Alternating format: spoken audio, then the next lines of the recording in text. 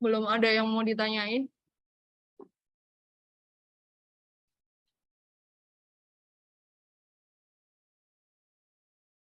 Sebenarnya untuk materi hari ini, probability plot sama diffuseness of fit test, sebenarnya udah habis, cuma sampai sini aja.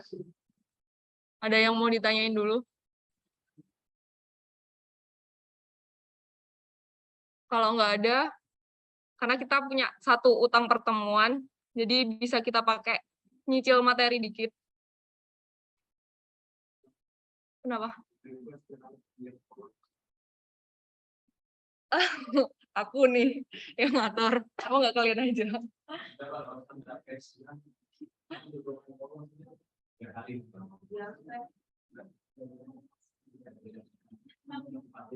Dari teman-temannya, emang ada yang mau ngajuin korlas? Ada yang mau ditunjuk? Mending kalian musyawarahin sendiri kalau cuma korlas. Mending kalian musyawarahin sendiri kalau cuma korlas. Masa aku yang nunjuk? Hafes, karena dia yang ngecat aku. Tadi ada yang manggil aku nggak? Buat korlas kalian tentuin sendiri aja lah.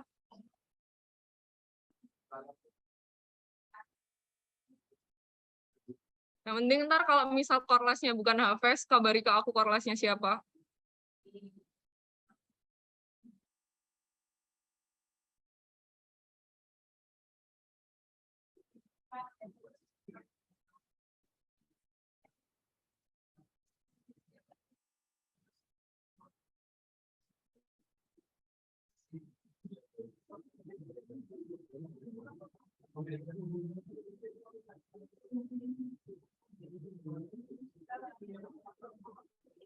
Persen sih udah semua kan ya?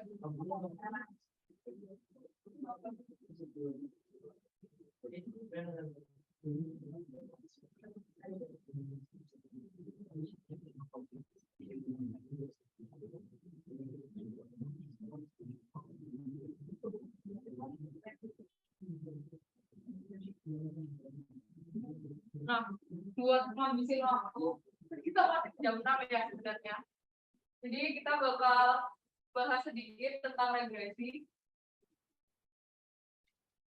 Regresi kayak yang udah dijelasin sama Mbak Tika kan regresi banyak banget jenisnya ya. Regresi linear biasa, linear ganda, bivariat, polinomial, logistik, bla bla bla, masih banyak lagi pengembangannya. Nah, untuk yang pertemuan berikutnya kita cuma fokus di regresi linear. Entah itu yang biasa ataupun yang berganda. Tapi ya jelas kita bakal bahas ke berganda kan. Mungkin kita akan regresi cuma satu variabel doang ya buat apa? Kayak dikit banget buat orang statistik ya, dikit banget dari satu variabel. Jadi kita bakal bahas ke regresi linear berganda.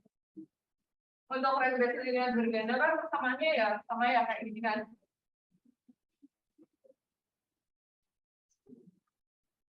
Di sini ada variabelnya, prediktornya, di sini respon, di sini ada parameternya beta.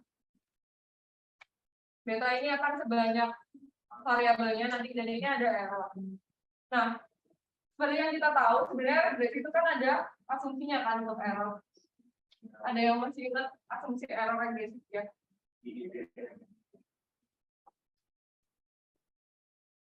Ide kan apa aja?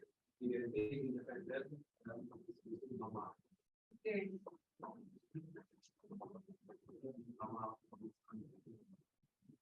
Apa tadi? Error standar? Enggak. Pokoknya ini ya,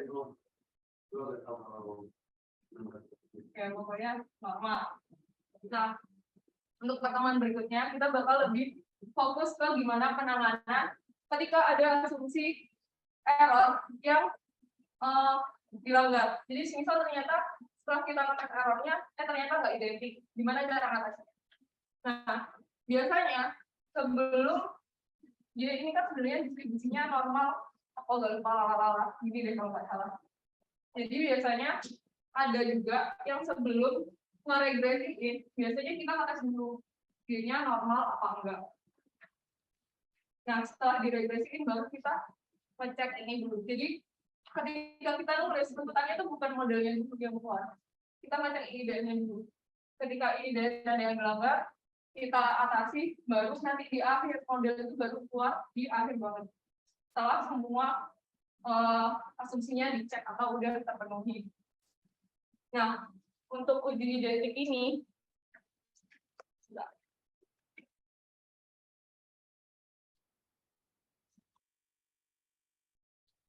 ingat nggak biasanya pakai apa? Ada yang masih ingat mungkin waktu untrack atau waktu lainnya, masih ingat nggak cara ngetesnya identik apa enggak pakai apa? Di sini ada satu, mungkin ada yang ikut lainnya. Oke, mungkin nggak ingat ya. Jadi yang paling banyak dipakai untuk identik itu blazer. Ini bentuknya bakal efek nantinya. Kemudian untuk independen, udah jelas kita ada Durbin Watson. Selain di Durbin Watson ada yang ingat nggak tesnya pakai apa lagi? Nggak ada yang ingat.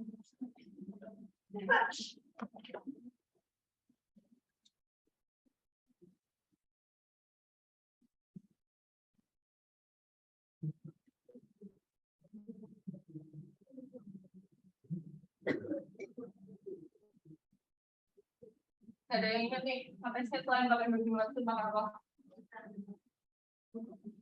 Jadi untuk independen itu ngeceknya bisa juga pakai ACF. Ya, pakai ACF. Jadi kalau Durbin Watson udah ambil ekonom belum? Udah.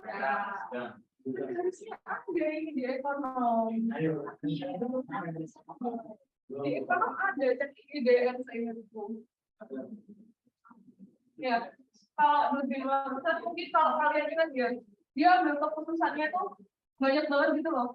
Selang ini apa DL bla banyak banget kan keputusannya. Dan itu bahkan nanti ada yang salah satu tidak bisa diambil keputusan gitu kan. Makanya ada opsi lain pakai ACF. Secara grafik pun dia bakal kelihatan kan kalau ACF. Nah, untuk uji distribusi normal ini kayaknya udah kita pelajari tadi. Ada KS, ada Sapirovic, ada apa ya? Ada Sendalik dan lain-lain. Nah, mungkin buat yang lupa hipotesisnya apa, bakal aku tulis lagi.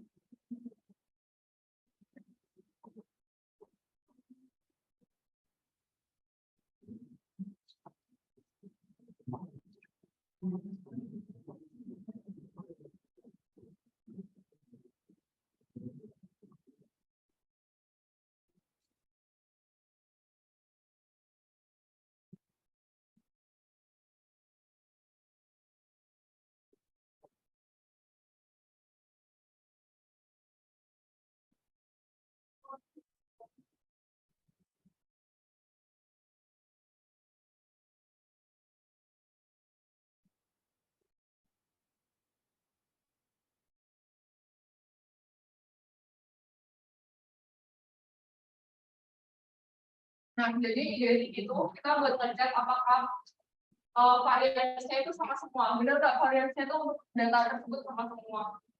Oh, variasi error maksudnya. Jadi variasi errornya itu benar nggak seperti itu. Kemudian untuk independen, kita ngecek ada nggak sih korelasi antara error pertama, kedua, dan seterusnya. Makanya bisa juga kita pakai opsi ADN. Kemudian untuk normal, kayak yang udah kita pelajari tadi, kita ngecek errornya ini udah normal apa enggak. Kenapa kok harus distribusi normal errornya? Distribusi normal itu kan kayak ini ya. Jadi yang biasa ada itu yang paling banyak kan, yang paling tinggi lah frekuensinya. Yang dia yang ekstrim, mungkin yang outlier yang errornya dikit banget itu cuma dikit, ataupun yang errornya gede banget itu dikit. Kalau misal ini apa ya, udah mirip semua berarti kan udah representatif gitu loh antara model sama data aslinya.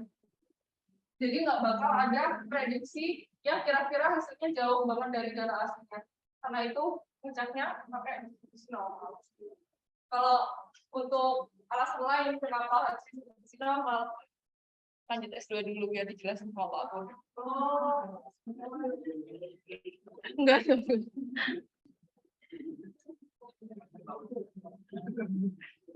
Agak stres ya. Pagi Pak Pur, siang presentasi, sore gini lagi, materinya mirip lagi.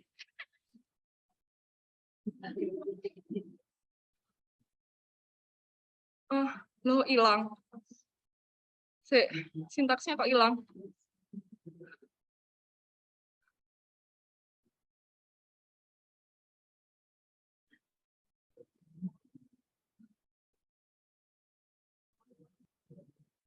Udah. Nah, kita belum bakal bahas cara nanganin asumsinya. Kita bakal bahas gimana cara ngecek asumsinya dulu. Jadi untuk sekarang kita coba yang R dulu aja biar cepat. Karena kalau misalnya, Mbak kenapa nggak Minitab? Minitab kan biasanya lebih gampang ya, tinggal klik-klik. Nah, untuk ngetes identik independen normal itu biasanya kan langsung ada plot 4 plot itu kan kalau ngeregresi kayak gini nih, bentar. Aduh, nggak ada lagi datanya.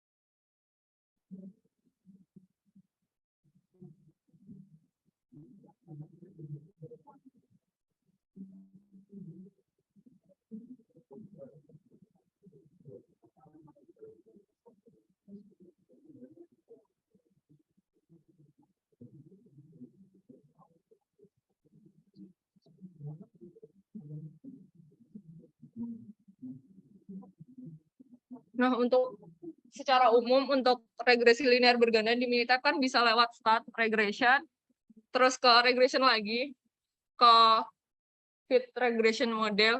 Oh ya, untuk regresi datanya pakai yang empty cars ya. Untuk responsnya kita pakai yang MPG. Terus untuk prediktornya pakai yang kolom ketiga sama kolom ke-6.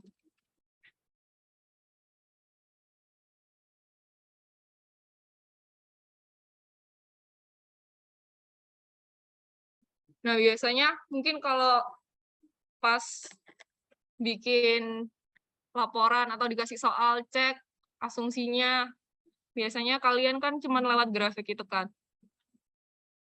Nah, grafik ini kan ada 4 ini, biasanya langsung aja 4-in-1 gitu.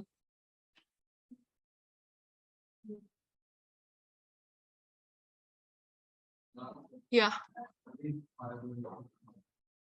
Dispe sama WT. Respon MPG.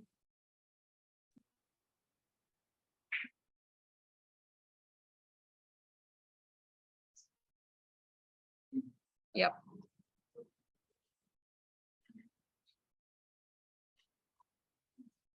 Oh, sama biasanya Durbin Wastelnya bisa dikeluarin kan dari result. Nah, kalian biasanya ngeceknya cuma gini doang kan, kalau buat IIDN. Kalau pengen cepet. Tapi kan, balik lagi, ini cuma visualisasi. Dan visualisasi itu sifatnya deskriptif. Jadi kita nggak bisa narik suatu kesimpulan. Karena itu ada hipotesis testing.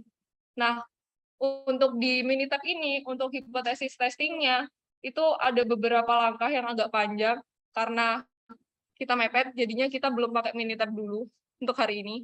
Mungkin di pertemuan berikutnya. Jadi kita pakai R, yang langsung gampang langsung ketemu sintaksnya. Jadi untuk regresi linear berganda di R itu pakai function LM, linear model. Di sini yang lm.mode ini sebenarnya cuma define nama aja, jadi kalian terserah mau kasih nama apa aja. Kemudian di sini fungsinya lm, defaultnya cuma 2 ini. Untuk selebihnya kalau mau nambah-nambahin bisa cek di help lm. Jadi untuk yang sebelah kiri sini, ini untuk variabel responnya. Responnya kita pakai MPG kan. Nah, setelah itu kita pakai tanda yang kayak layar gitu, yang lengkung. Kayak kalau nulis mau berdistribusi itu buat misain antara variabel prediktor dan responnya. Jadi respon dulu, tanda itu baru prediktornya. Kalau prediktornya satu, tinggal tulis saja variabelnya. Kalau prediktornya ada beberapa, tinggal di plus. Jadi nama variabel pertama, terus plus variabel kedua dan berikutnya.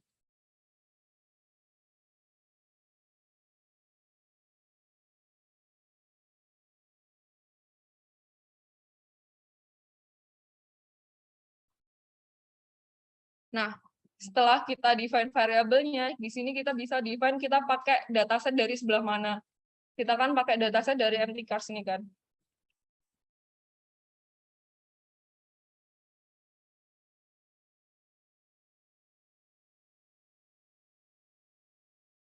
Nah, karena tadi udah di-define sebagai kayak suatu variabel gitu ya, jadi dia nggak bakal langsung keluar output-nya. Kalau semisal kalian nggak di-define, nanti bakal keluar output yang sangat minimalis, jadi cuman keluar persamaannya aja. Jadi keluar intercept, terus beta 0, beta 1, beta 2, bakal cuman keluar gini aja. Kalau pengen lihat keseluruhan hasilnya kayak di Minitab kan ada persamaannya, ada uji parsial, ada R-square, ada ANOVA, dan macam-macam.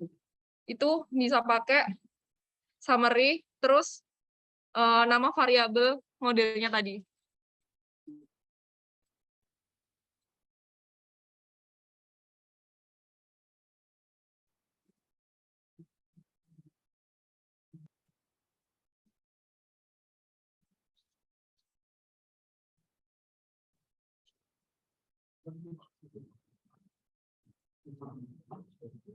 Nah, kalau kita pakai yang summary tadi, bakal keluar ini ada residualnya, deskriptif residualnya, mulai dari minimum, maksimum, terus sama kuartil 1 sampai 3. Kemudian di sini juga ada koefisiennya. Berarti konstantanya kan 3, 4, bla bla bla, terus ini beta 1, min 0, bla bla bla. Beta 2-nya min 3, bla bla bla. Di sini juga ada uji parsialnya, t-value. Kan uji parsial pakai t-value kan. Jadi ini nilai statistik ujinya. Kemudian untuk ini adalah nilai p-value-nya.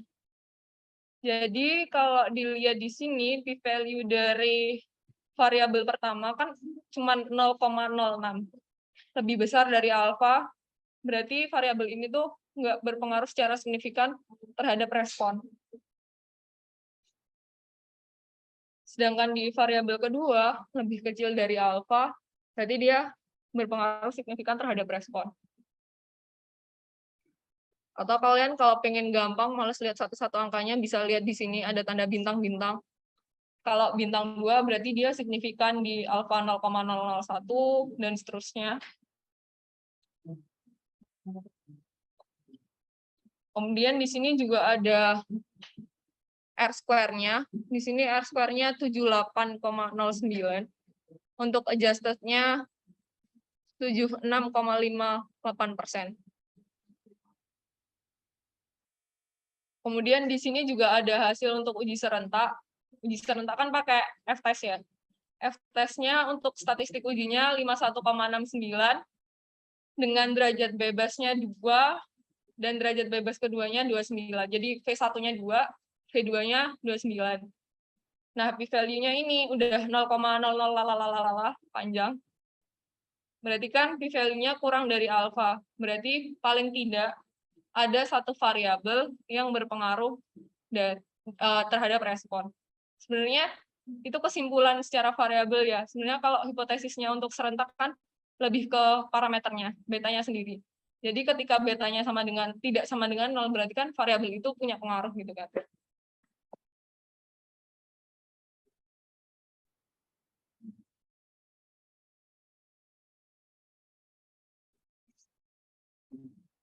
Nah, ketika kita meregresikan sesuatu, itu kan hasilnya nggak cuma persamaan aja kan. Ada juga di sini, contohnya kalau di Minitab ada fits. Fits itu hasil Y topinya. Jadi hasil prediksinya. Selain itu juga ada residual. Y dikurangi Y topi. Dan lain-lain. Yang sering kita pakai fit sama residual ini sih.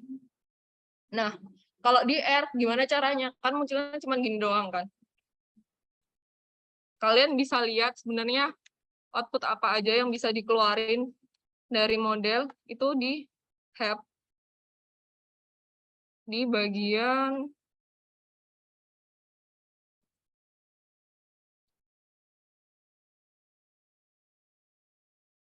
di bagian bawahnya value. Di sini ada koefisien, ada residual, fitted value, dan sebagainya. Jadi semisal kalian cuma pengen panggil koefisiennya aja, tadi kan define variabelnya lm.mod kan. Tinggal $, kita panggil koefisiennya. Ntar bakal keluar.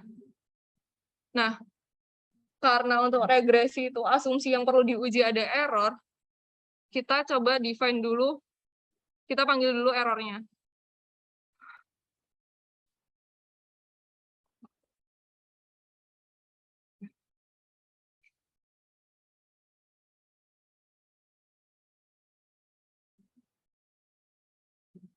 Nah, kita bisa define namanya misal res.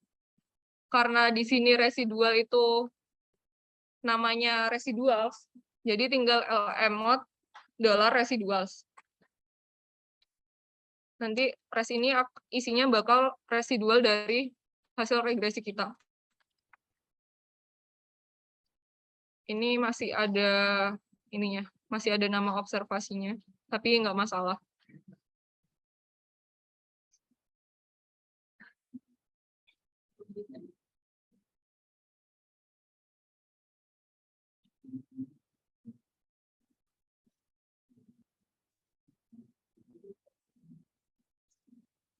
Nah, yang pertama, untuk uji identik, bisa pakai library Skedastic. Kita pakai uji Glaser.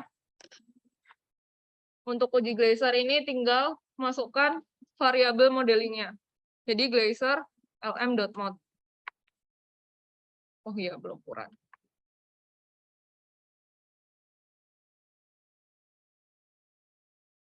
Nah, di sini 0,253 itu nilai F-nya, F hitung 0,253. P-value-nya 0,881. Berarti gagal tolak H0, berarti dia sebenarnya tidak identik.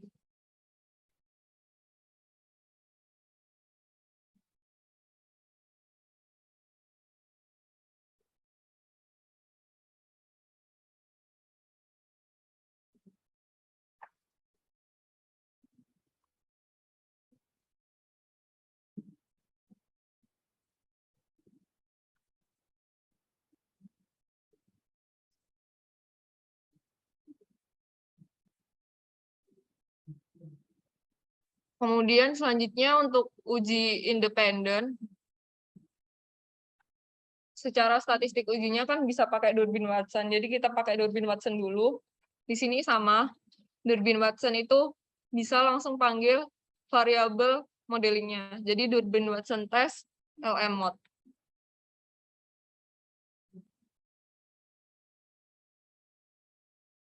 Di sini nilai statistik ujinya 1,27. Kalau semisal kita keputusannya nggak pakai p-value, jadi ngikut ke tabel keputusan itu yang banyak banget panjang.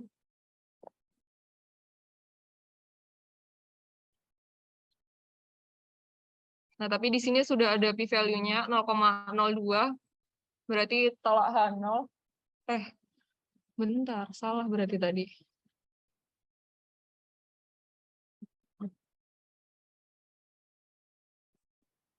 Berarti di sini tolak H0, berarti dia memiliki korelasi antar residualnya.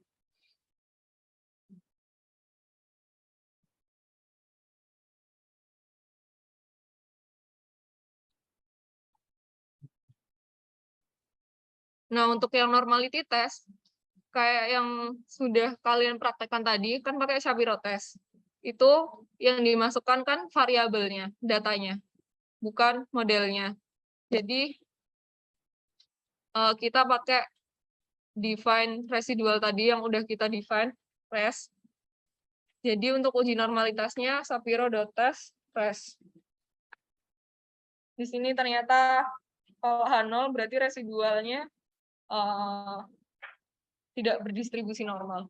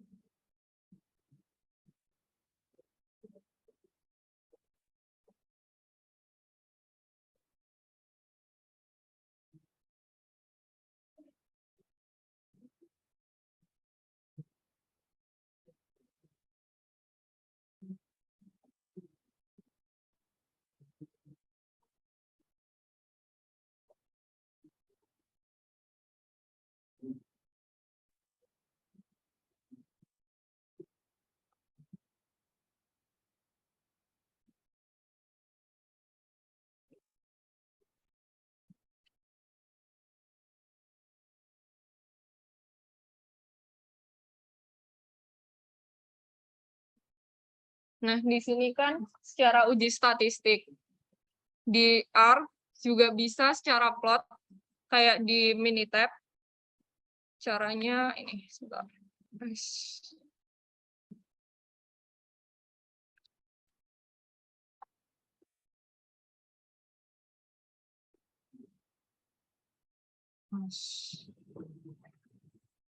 Nah, di sini punya aku nggak keluar karena ini areanya kurang lebar untuk ngeluarin plotnya. Jadi aku coba pakai contoh gambar di Minitab aja.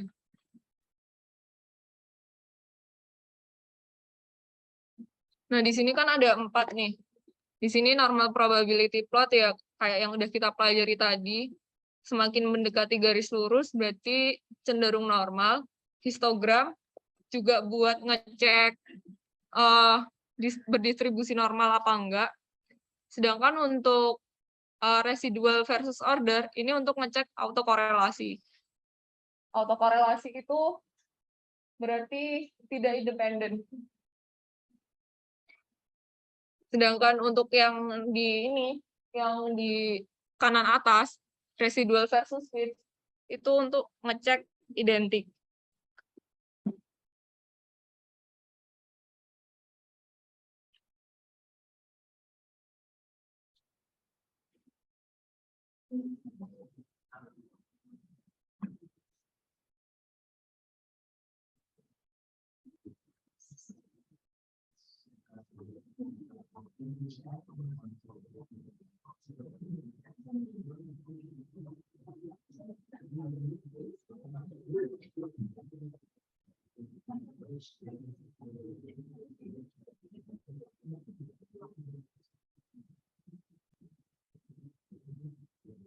Nah, gimana cara bacanya untuk yang residual versus fit?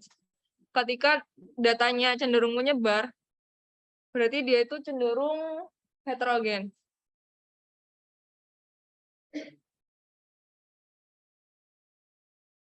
Salah.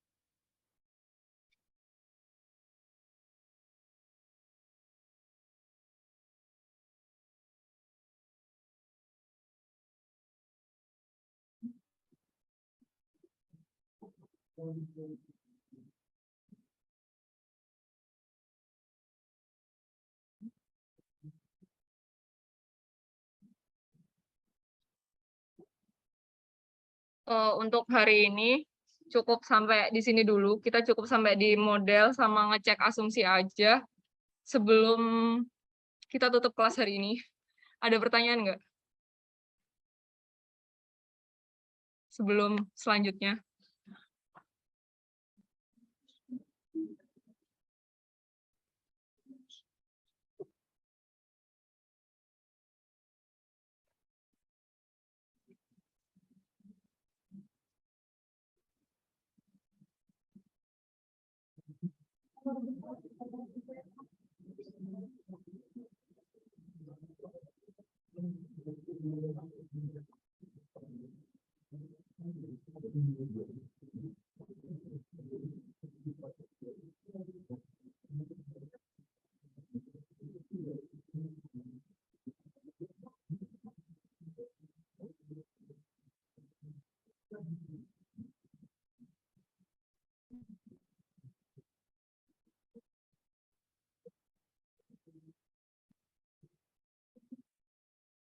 Belum ada pertanyaan lagi? Atau mungkin ada yang error?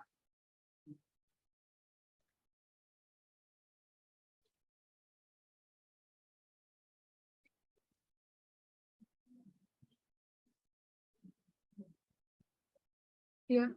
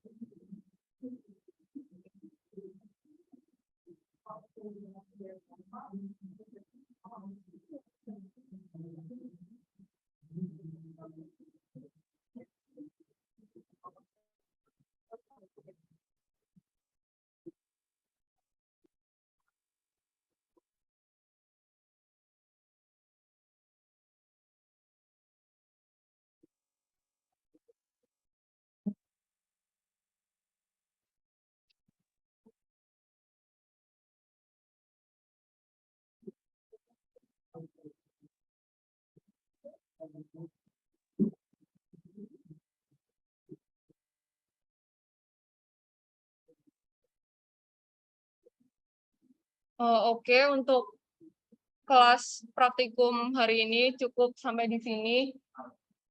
Aku minta maaf kalau semisal tadi ada apa yang diomongin di teori di awal, terus ternyata pas interpretasi ada agak-agak nyambung, kayaknya udah mulai error.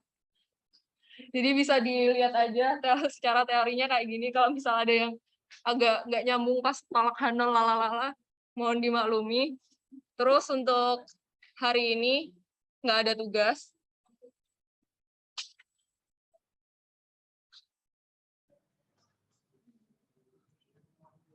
Jadi sebelum kita akhiri kelas hari ini, mari kita berdoa. Berdoa mulai.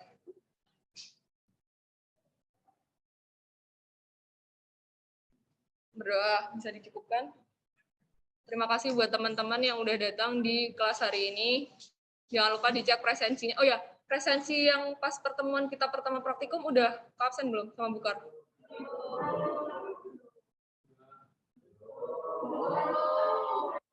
Belum. Bisa dibicarain sama Bukar ya, buat presensi praktikum pertama. Kelasnya kalian tentuin sendiri.